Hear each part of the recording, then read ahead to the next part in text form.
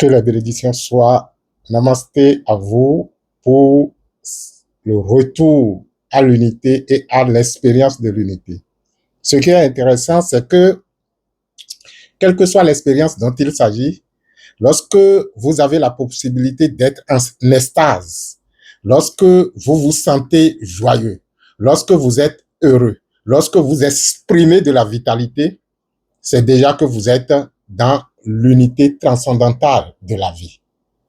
Seule la vie, dans l'unité du magnétisme et de l'électricité, l'électromagnétisme, c'est ce que je voulais dire, peut ressentir cette vitalité à être.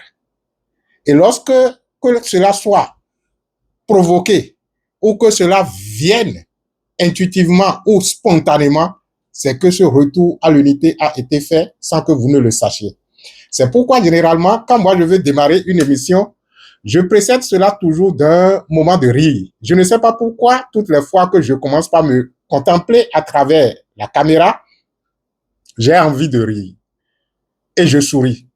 Quelquefois, ça dépend de comment la journée a été. Peut-être que j'avais dépassé des expériences pas très réjouissantes et tout le reste. Je me console. Et comme j'ai l'habitude de dire aux gens au cours de mes formations, ne vous empêchez pas de pleurer, même si, entre-temps, vous devez couler des larmes. Laissez les larmes s'échapper de vous. Mais quelle que soit la quantité de larmes qui sort de vos yeux, quelle que soit la quantité de frustration que vous avez en vous, qui, naturellement, est exprimée sous forme de pleurs, rappelez-vous toujours de ceci. Quelle que soit la quantité de nuages qui obscurcit le soleil demeure toujours dans sa pleine réalité, brillant. Et d'une certaine façon ou d'une autre, les nuages vont se dissiper. Je suis en train de mettre en ligne une émission, donc de temps en temps, je vais mettre la main là-dessus pour que cela ne s'arrête pas. Donc, quel est le thème de cette capsule que je voudrais partager avec vous? C'est le symbolisme du roi et de la reine lors du rite de la transmutation sexuelle. Je vous rappelle que tous les dimanches, il y a telle ou telle célébration. Premier dimanche du mois, célébration de la Reka pour vivifier le cas des vivants. Vous pouvez souscrire à ça. Cela permet d'orienter lorsque on mobilise l'énergie de la vie, la vitalité de la vie, par le fait de se sentir être et de vous faire sentir être, que cela soit orienté vers vous en tant que personne ou en tant qu'événement. Deuxième dimanche du mois, activité spécifique, transmutation sexuelle. Le rite de la transmutation sexuelle par la sexualité astrale. Et c'est dans ce cadre-là que nous parlons du roi et de la reine. Je vais expliquer brièvement de quoi il s'agit ici, mais tous les derniers, je ne vais pas dire, non, tous les deuxièmes samedis du mois, de toutes les façons, le samedi qui précède le deuxième vendredi dimanche de chaque mois, nous travaillons dans le groupe qui est créé à cet effet sur Telegram, le groupe de la transmutation sexuelle. Et c'est justement le thème que nous allons aborder ce samedi à 15h GMT, qui est le roi et la reine. La logique, c'est d'expliquer véritablement aux participants de ce rite, aux participants de cette célébration, le contenu du roi, de la reine, à quoi cela nous envoie, qu'est-ce que cela inspire, qu'est-ce que cela représente dans le rite de la sexualité astrale, et de voir dans la mesure du possible si parmi les participants, des gens peuvent déjà commencer par se faire former à être roi et reine. Cela leur permettra aussi de participer à la célébration au lieu d'être tout simplement des acteurs. Parce que lorsque vous êtes dans ce creuset et que de plus en plus vous mettez en pratique les informations ou la connaissance qui y sont développées, il va de soi que vous aussi, vous soyez de plus en plus introduits dans ce creuset d'initiation. Et à un niveau donné, vous serez appelé également à jouer le rôle du roi. Vous serez appelé à jouer le rôle de la reine. Et c'est ce que nous allons commencer par faire pour ne pas limiter seulement ce rôle à ceux qui sont en présentiel pour dire oui, c'est telle ou telle personne qui le feront toujours. D'abord, de plus en plus, on a très peu de personnes qui peuvent jouer le rôle parce que cela demande des exigences. Ça demande des exigences et il faut se préparer pour. Mais l'avantage est grand lorsque vous obéissez et que vous respectez ces exigences et que vous puissiez donc jouer ces rôles-là si cela vous intéresse. Si cela vous intéresse d'orienter autrement votre énergie sexuelle. Alors, de quoi il s'agit-il lorsque nous parlons du roi et de la reine? Nous ne pourrions jamais, comme je vous le dis, développer un thème sans aller en profondeur, c'est-à-dire sans aller à l'origine. Et l'origine se trouve dans les principes. La métaphysique des choses est la vérité des choses. Lorsque je prends un être humain, c'est la métaphysique de l'homme qui est la vérité de l'homme. Quand on veut parler de l'homme vrai, c'est l'homme en tant qu'être spirituel. En tant qu'être spirituel immortel, entité immortelle, c'est ce que c'est que l'homme. Et par la suite, l'enveloppe charnelle, ou du moins la dimension physique, ou la dimension spirito-physique. Parce que ce n'est pas seulement dans la dimension physique que l'esprit s'incarne. Si vous êtes un habitant du monde astral, on dira également que vous êtes un être humain de l'astral. Roi et reine. Lorsque vous parcourez la connaissance de l'Égypte antique, la connaissance ancestrale qui trouve sa source dans l'Égypte antique, je voudrais parler donc de la connaissance ancestrale africaine. C'est vrai qu'on dira, oui, les autres peuples et tout le reste, mais ce qui nous concerne ici, c'est nous, l'Afrique. Et tant que on ne retrouve cette souche de nous et s'inspirer de comment les choses se faisaient aux premiers instants de l'existence terrestre, du divin que nous sommes, il serait très difficile de faire le retour à l'unité, le retour à la source, le retour à la vie qui naturellement accorde vitalité, épanouissement, liberté, intégrité et tout le reste. Roi, reine, c'est le symbolisme de l'unité. On voudra dire l'unité du couple royal. Il n'y a jamais eu de roi sans une reine. Dans certaines mythologies ou dans certaines civilisations, la reine peut ne pas être l'épouse. Et d'ailleurs, du point de vue authentique, j'avais déjà fait une émission, je ne sais pas si je l'ai postée ou pas, où je disais que la reine est toujours choisie dans le sang royal. C'est plus tard qu'on a estimé que lorsqu'on parle du roi et de la reine, il faudrait que la reine soit l'épouse du roi. Sinon, la reine est choisie toujours dans le sang royal. Ça peut être une cousine, ça peut être la mère du roi, ça peut être, en tout cas, suivant certaines traditions, c'est toujours dans le sang royal que la reine est choisie. Cela ne veut pas dire que le roi doit avoir de l'intimité avec la reine. L'intimité dont il s'agit ici, lorsque le couple royal, roi et la reine sont choisis tous deux dans le sang royal, c'est beaucoup plus une intimité spirituelle, c'est beaucoup plus une unité du sang qui confère la légitimité au roi de gouverner parce que il a le complément dans la reine qui naturellement est toujours de son sang. Mais ce dont il s'agit ici, c'est le roi et la reine en tant que deux forces tout simplement complémentaires. Donc, ce n'est pas nécessairement que on doit être de, disons, femme et mari, partenaires sexuels, mais il s'agit des deux courants d'énergie que représentent la femme et l'homme qui, dans un creuset d'initiation, sont à même d'unir ces deux courants d'énergie pour pouvoir conduire la masse ou les participants vers une destination qui est connue, la destination de la vie source, la destination de la source de l'unité pour que chacun puisse être revitalisé. Alors, nous ne pouvons pas parler du roi et de la reine sans nous référer à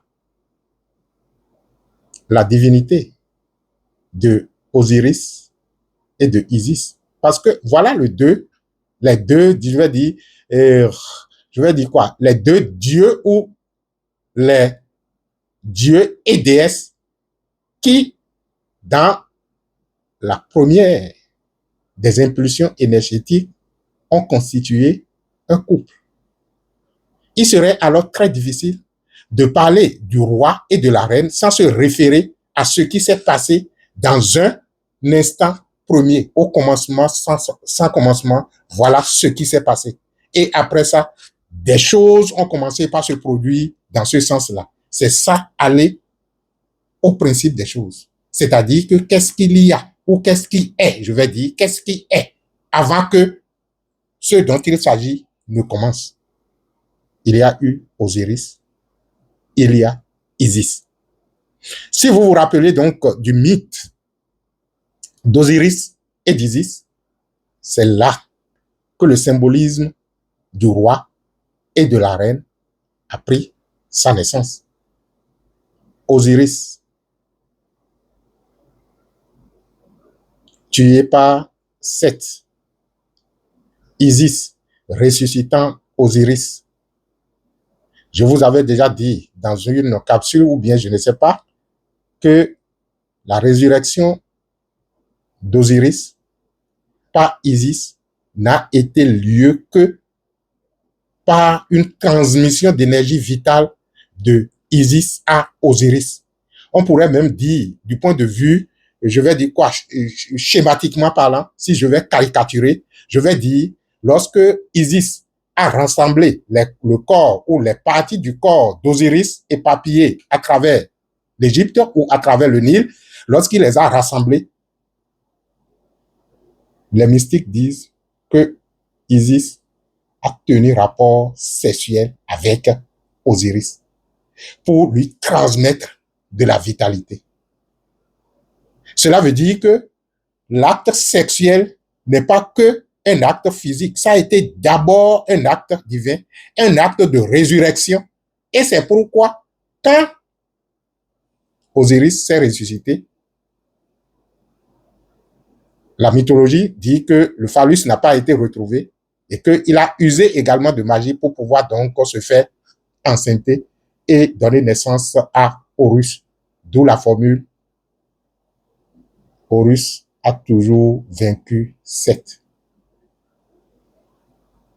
Le roi représente alors celui qui, en union avec la reine, canalise les deux forces unies ou unit les deux forces pour pouvoir donc les canaliser et permettre donc de les orienter. Ce que nous faisons dans le rite de la sexualité astrale, c'est justement qu'il y a quelqu'un qui a été préparé et qui est le roi. Il y a une femme qui est préparée ou qui s'est préparée et qui est la reine. L'assistance également se divise en deux groupes. Le groupe du masculin, même si, bon, on est tous mélangés ensemble, hein, le groupe des féminins, que nous pourrions parler donc de deux énergies, le masculin sacré et le féminin sacré, dont le roi et la reine en sont les représentations. Lors du rite, ce qui se passe, c'est que le roi et la reine, par le travail préalable qu'ils ont fait sur eux-mêmes, sont à mesure de vous accueillir, vous tous, vous en tant que masculin et vous en tant que féminin, pour être la représentation du collectif masculin et la représentation du collectif féminin. Ce qui veut dire que lorsque le roi et la reine, sexuellement parlant et du point de vue astral, vont unir les deux énergies, ce sera donc l'énergie de l'ensemble de tous les masculins et de l'ensemble de tous les féminins qui se sont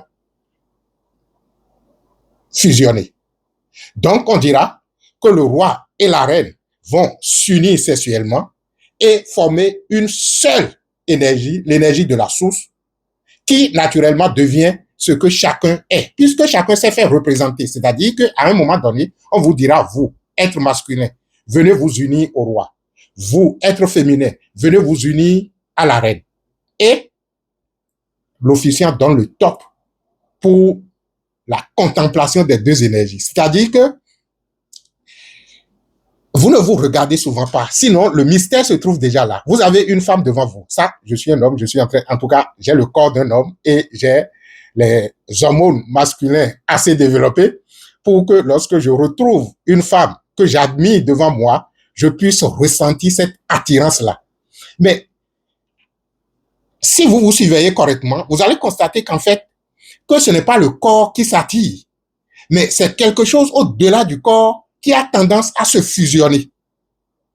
Donc, cette attraction de la femme vers l'homme et de l'homme envers la femme est un événement naturel auquel il faut naturellement, c'est-à-dire que je ne dis pas de laisser cette pulsion sexuelle vous guider, encore que si vous en avez la conscience de l'observateur, vous le feriez dans la perfection.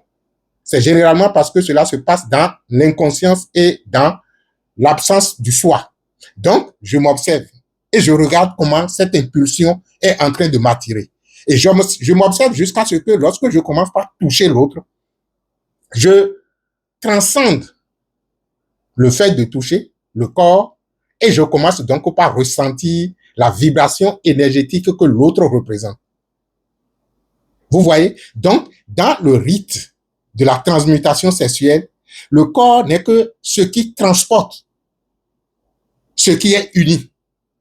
C'est pourquoi, justement, lorsque du point de vue astral, même si les deux corps sont séparés et que vous n'êtes pas allé à l'accouplement, il y a une différence entre l'intimité sexuelle et l'accouplement. L'unité sexuelle, je vous l'ai dit, et l'accouplement. On peut s'accoupler sans véritablement parvenir à l'unité. Hein. Et c'est là où se trouvent les dégâts. Donc, lorsque le roi et la reine réalisent cette unité sexuelle devient l'unité sexuelle du collectif. Et c'est en cela que, quand chacun va retourner à lui-même, il devient la lumière fondamentale qui est produite par l'unité du roi et de la reine. C'est-à-dire que deux individus travaillent pour vous aider en fait et aider le collectif.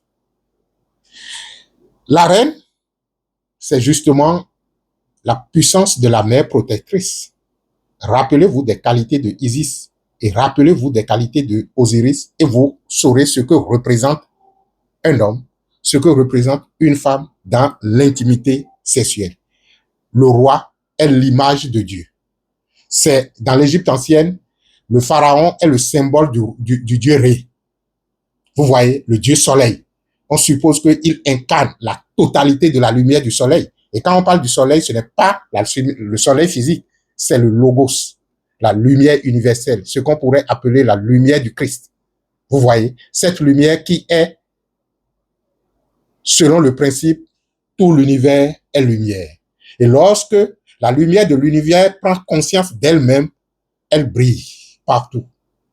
Ou du moins, elle était déjà partout et sa luminosité s'intensifie. C'est ce que représente le pharaon. C'est ce que représente le roi. Ce que représente la reine, c'est Isis. C'est la mère protectrice. C'est la fertilité. C'est la capacité à perpétuer la vie. Vous voyez, Isis donnant naissance à Horus. Les dieux ont commencé déjà par enfanter avant que les êtres humains ne s'inscrivent dans cette logique-là. C'est également là le principe premier de l'enfantement. Les dieux ont enfanté. Par conséquent, les êtres humains doivent imiter les dieux dans le processus d'enfantement. Les dieux se sont unis sexuellement. Par conséquent, si l'être humain veut s'unir sexuellement, il doit rester dans la logique du processus de l'unité sexuelle des dieux. Et on cessera de prendre le sexe comme de la sauvagerie ou le sexe comme une pratique pécheresse. Roi et reine doivent jouer le rôle de l'intermédiaire entre les hommes et les dieux.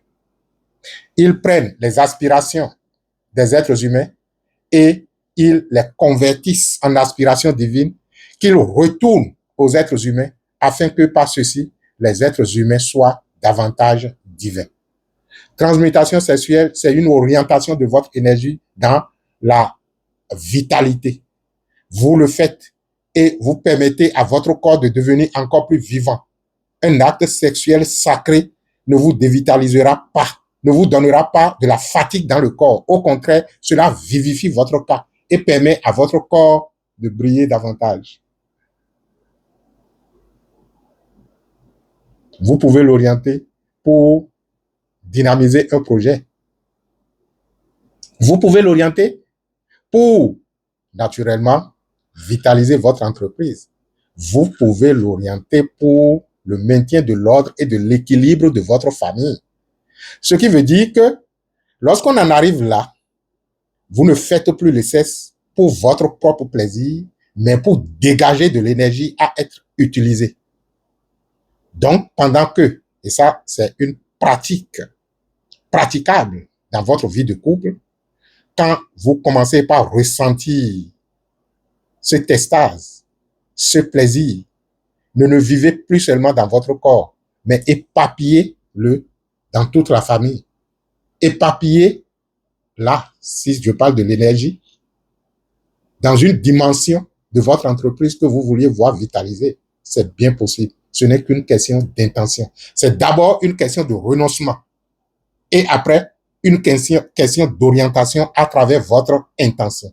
Je vous remercie d'avoir été là et si vous êtes intéressé, rejoignez-nous alors sur la plateforme Telegram sur laquelle nous faisons de la transmutation sexuelle tous les deuxièmes dimanches du mois. Et pour cette fois-ci, c'est le dimanche prochain, 12 juillet 2026. Ça se passe au centre Aksharam de Cotonou avec des rois et des reines suffisamment préparés. Et nous vous invitons à ce creuset de travail sur soi pour la maîtrise de son énergie sexuelle. Cela va beaucoup vous aider dans votre expansion spirituelle. Cela va beaucoup vous aider dans votre propre vie pour votre propre équilibre. Vous ne serez plus soumis aux pulsions, je vais dire quoi, brutes du sexe. Quand ça intervient, vous sauriez son origine, vous sauriez à quoi cela devrait servir et vous l'orienterez vraiment dans la bonne direction. Merci d'avoir été là et je vous remercie pour ne pas être long. Que la bénédiction soit namasté à vous. Merci.